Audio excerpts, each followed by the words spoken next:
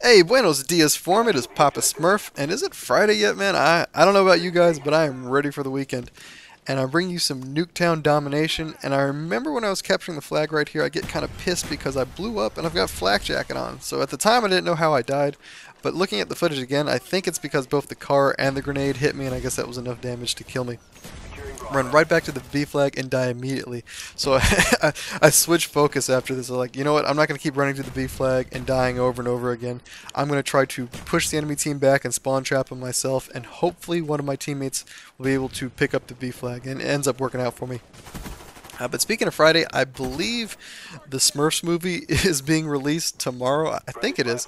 And the reason I bring it up is I want to know, is there anyone out there that's even remotely interested in seeing that movie? It's based off of an old kids TV show, so I imagine people that were fans of the show as kids, they're much older now, they might be interested in seeing it, but it looks nothing like the kids show at all. So I could see like the older demographic not being that interested in it.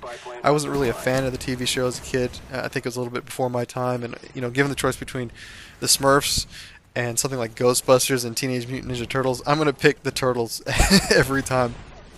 And in terms of like families bringing their kids, I don't know. It just doesn't seem like it'd be that appealing. Looking at a lot of the kid shows that are out today, I don't see a whole lot of kids that would want to go see that movie. I don't know. I just don't see that movie doing well. I could see it bombing, but I could be completely wrong.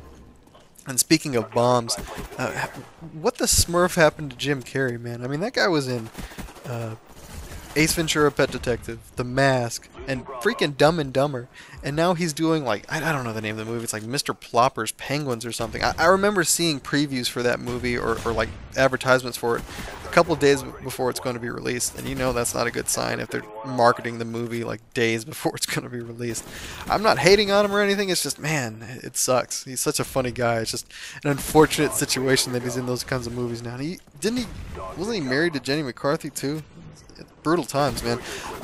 But what I want to talk to you guys about today is an idea I got from the website. I think it was a thread posted a couple days ago titled COD Fatigue, and that's my computer in the background.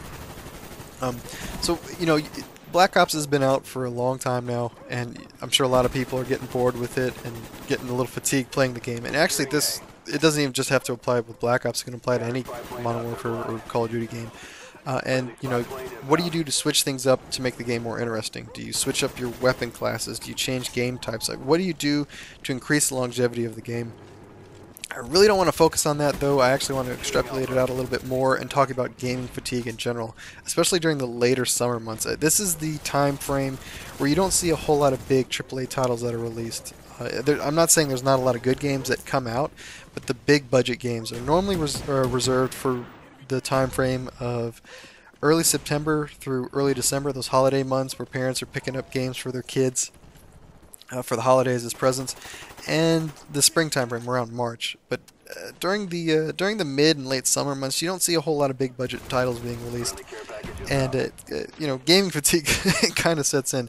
I mean, I think the next big game I'm looking forward to will be in September, and that's Gears of War 3. So I got a little bit of time before I pick up another big budget game. I think what else is being released in fall, like Battlefield 3, Modern Warfare 3, and Skyrim. And speaking of Battlefield 3, the alpha's out. If you guys didn't know, I'm not sure how you go about getting into it. I guess check out EA's webpage or Battlefield 3's webpage to see if you get in. It's not console; it's PC only. FYI.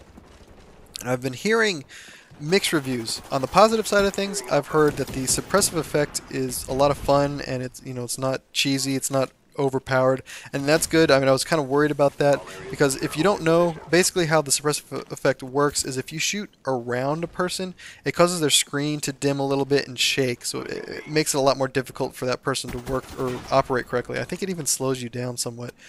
So it's like a miniature stun grenade.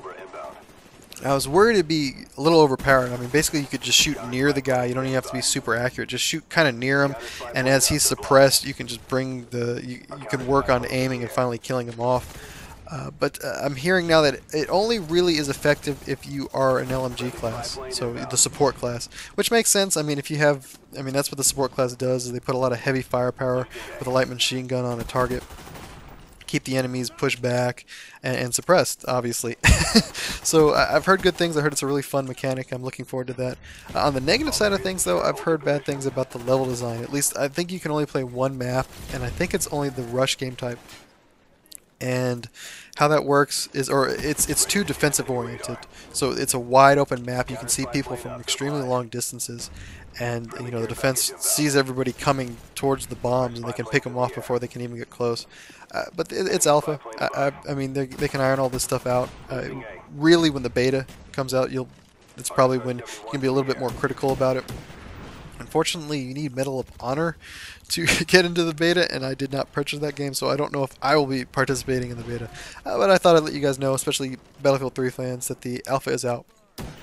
But back back on topic, yeah, the gaming fatigue kind of sets in for me in general around this time frame. So I was trying to find some games to play, and I ran across some interesting titles. For one, Team Fortress 2. It's been out for a long time. I think it was released back in 2007, maybe 2008. And I got it for Xbox. I got Orange Box, but I maybe put like an hour into Team Fortress 2 on Xbox. I put a lot more time into Portal. But it's free on PC and Mac, so I figured why not? I mean, it doesn't cost me anything. I'd give it a try. Apparently there's been a lot of updates and modifications to it, and it's very popular in the PC community. So I thought I'd pick it up, give that a try. Haven't played it yet. I just downloaded it, I think, yesterday. What else? Oh, there's a PS3 exclusive that was released a couple of days ago known as Catherine, which is very different from the games I'm normally used to playing. The best way I can describe it is it's a mixture of Japanese dating sim and like puzzle quest or some type of puzzle elements. It's gotten really good reviews, and like I said before, it's different from anything that I'm used to playing. So I figured I might pick it up. It looks interesting enough, and like I said, key emphasis on different, because I'm so tired of the games that I've been playing up to this point in time. Wouldn't mind changing the pace up. What other games was I looking at? Oh, the Xbox Live Arcade game. I'm not sure if it's an Xbox exclusive or it might be on PSN as well, but it's called From Dust. And it's kind of similar to games like Black and White, in which you're this god being that tries to protect or create a civilization. I think in this game you're protecting these tribes folk that worship you, and you're protecting them from the nature. So like like volcanoes, tsunamis, hurricanes, anything that can hurt them. You're doing all these things to protect them. So, for instance, maybe a volcano explodes. You can pick up a big mound of dirt, put it in the path of the magma to protect the village from burning up. Let me know if you guys want to see some gameplay footage of it. I just downloaded it yesterday. Haven't even had a chance to play it yet. If you want to see it, I will put some gameplay footage up there. What other games was I looking at? Oh, Assassin's Creed Brotherhood. I just finally picked that game up, which is strange because I was a huge fan of the first game. Not a whole lot of people liked the first game, actually. A lot of people said it was too repetitive. And for me, yeah, I can agree with that statement. It did get kind of repetitive near the end, but I just like the overall mechanics of it, being able to scale walls and stuff like that. And I didn't pick up the second game because I looked at it like NCAA or Madden. I didn't think the next game was going to be different enough to justify picking it up. I was going to wait a little while. It turns out the second game was very different. That was very popular amongst a lot of people, so I kind of missed the boat on that one. And for some reason, I just didn't pick up Brotherhood until recently. I had a bunch of old games to sell. I went by GameStop, dropped them off, and got some credit, and figured, yeah, I'll pick it up, give it a try. But let me know what you guys do to break up gaming fatigue. And like always, take it easy.